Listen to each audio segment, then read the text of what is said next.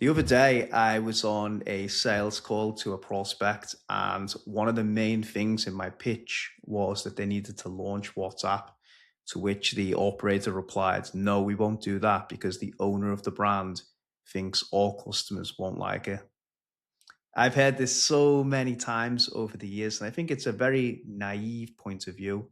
Why would someone not want to receive marketing communications from your brand if they willingly signed up to receive them in the first place? It doesn't make sense.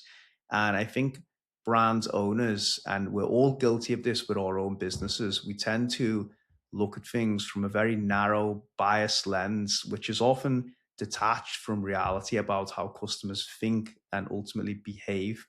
And all this is doing, it's holding you back from adding another revenue stream into your business. I had the same conversation with another prospect who ran, let's say, like an upmarket luxury brand, and they refused to run direct mail because the pushback was that their customers would not like receiving something through the front door. And when I asked what that hunch was based on, there was no data, there was no evidence. It was just a gut feel. Now, I'm not saying any of us know these customers better than the brands themselves, but when you haven't even ran something, then it's just an assumption and it's quite an ignorant one.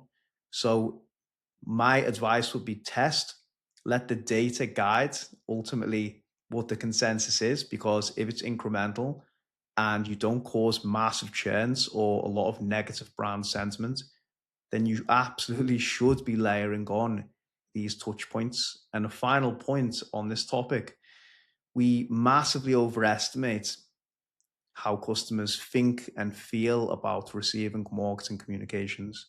Just look at your own behavior. You're receiving dozens, hundreds of touch points, thousands if you look at all channels and your interactions on a daily life from different brands, advertisements.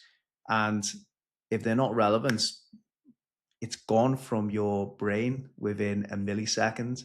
And it's the same when you send a message that doesn't resonate with your customer.